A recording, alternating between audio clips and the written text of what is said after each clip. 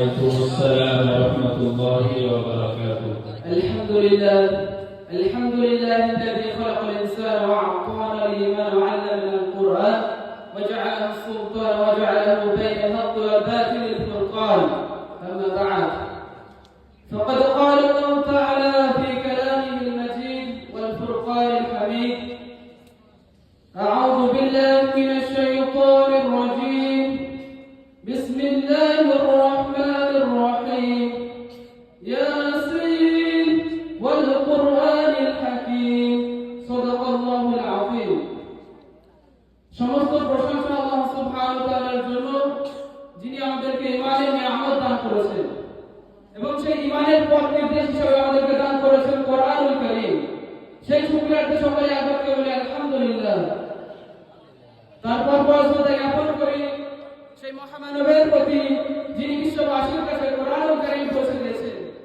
সেই নবী করিম সাল্লাল্লাহু আলাইহি ওয়াসাল্লামের উপর দরুদ ও সালাম বর্ষণ হোক। সকলে বলি আল্লাহুম্মা সাল্লি আলা আল্লাহুম্মা বারিক আলা।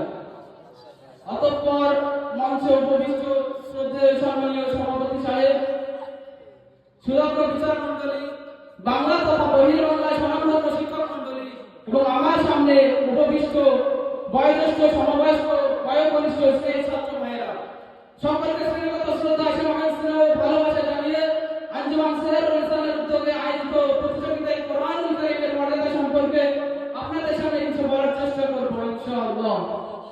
প্রিয় শ্রোতা মণ্ডলী, আল্লাহ সুবহানাহু ওয়া তাআলা পবিত্র কোরআনের মর্যাদা সম্পর্কে সূরা বাকারার 2 নম্বর আয়াতের মধ্যে বলেছেন, যালিকাল কিতাবু লা রাইবা ফীহি হুদাল লিল মুত্তাকিন। এটাই সেই কিতাব, এতে কোনো সন্দেহ নেই, এটি মুত্তাকিনদের জন্য পথ নির্দেশ। কোরআনুল কারীম আল্লাহ সুবহানাহু ওয়া তাআলার পক্ষ থেকে সমগ্র বিশ্ববাসীর জন্য শ্রেষ্ঠ নিয়ামত। বন্ধুগণ, এই কোরআনুল কারীম কোনো মানুষের লেখা নয়, এই কোরআনুল কারীম কোনো দার্শনিকের লেখা নয়, এই কোরআনুল কারীম কোনো দার্শনিকের চিন্তা ভাবনা নয়, বরং আল্লাহ সুবহানাহু ওয়া তাআলা পবিত্র কোরআনের মর্যাদা সম্পর্কে সূরা আনকার, কোরআনুল কারীমের 27 পারায় সূরা আনকার 3 নম্বর রুকু 80 নম্বর আয়াতের মধ্যে বলেছেন, তানজিলুম মির রাব্বিল আলামিন। এটি সমগ্র জগতের প্রতিপালকের পক্ষ থেকে অবতীর্ণ হয়েছে। এই কোরআনুল কারীমের মর্যাদা সম্পর্কে আল্লাহ সুবহানাহু ওয়া তাআলা কোরআনুল কারীমের 6 পারা সূরা মাইদার 3 নম্বর 15 নম্বর আয়াতের মধ্যে বলেছেন, قد جاءكم من الله نور وكتاب مبين। নিশ্চয়ই তোমাদের কাছে আল্লাহ সুবহানাহু ওয়া তাআলার পক্ষ থেকে নূর ও সুস্পষ্ট কিতাব এসেছে।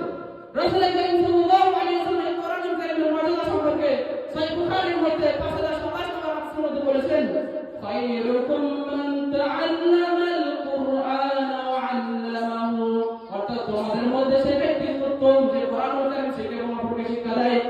এছাড়াও নবী করিম সাল্লাল্লাহু আলাইহি ওয়াসাল্লাম কোরআনুল কারীমের মর্যাদা বয়ান করতে গিয়ে সহিহ মুসলিম শরীফের 223 নম্বর হাদিসের মধ্যে উল্লেখ করেছেন, আল কুরআনু হুজ্জাতুন লাকা আও আলাইকা। অর্থাৎ কোরআনুল কারীম তোমাদের পক্ষে দলিল হবে, তোমাদের বিপক্ষে। প্রিয় শ্রোতা মণ্ডলী, ভেবে দেখুন, আসলে আমরা কোরআনুল কারীম পড়ি, কিন্তু সেই অনুযায়ী আমরা জীবন অতিবাহিত না করি, তাহলে কিয়ামতের দিনে কোরআনুল কারীম আমাদের বিপক্ষে দাঁড়াবে।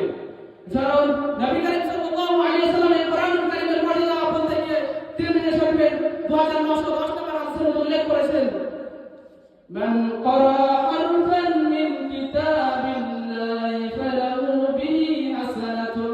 অর্থাৎ যে ব্যক্তি আল্লাহ সুবহানাহু ওয়া তাআলার কিতাব থেকে একটি অক্ষর পড়বে, তার জন্য একটি নেকি রয়েছে। ওয়াল হাসানাতু বিআশরি আমসালিহা। আর সেই নেকি আল্লাহ সুবহানাহু ওয়া তাআলা 10 গুণ বৃদ্ধি করেন। লা আকুলু আলিফ লাম মিম হারফুন।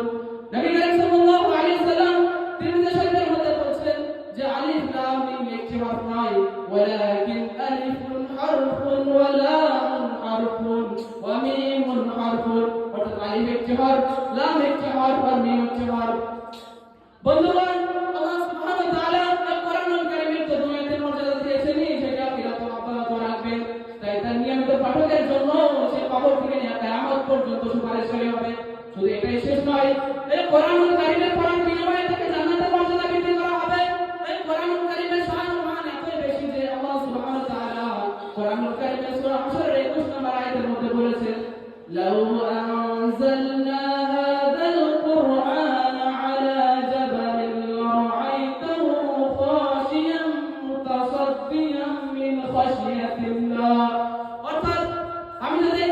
কারীমকে পাহাড়ের উপর অবতীর্ণ করতাম তাহলে তুমি দেখতে যে সে আল্লাহ সুবহানাহু ওয়া তাআলার ভয়ে বিনীত হয়ে বিদীর্ণ হয়ে যেত। এই কোরআনুল কারীমের মান ও শান এতই বেশি যে এই সম্পর্কে আল্লাহ সুবহানাহু ওয়া তাআলা কোরআনুল কারীমের সূরা আরাফের 254 নম্বর আয়াতের মধ্যে বলেছেন, ওয়া ইযা কুরিয়াল কুরআন ফাসতামিউ লাহু ওয়া আনসিতু লাআল্লাকুম তুরহামুন। অর্থাৎ কোরআনুল কারীম যখন তেলাওয়াত করা হয় তখন তার মনোযোগ দিয়ে শোনো এবং নীরব থেকো যাতে তোমাদের প্রতি রহম করা হয়।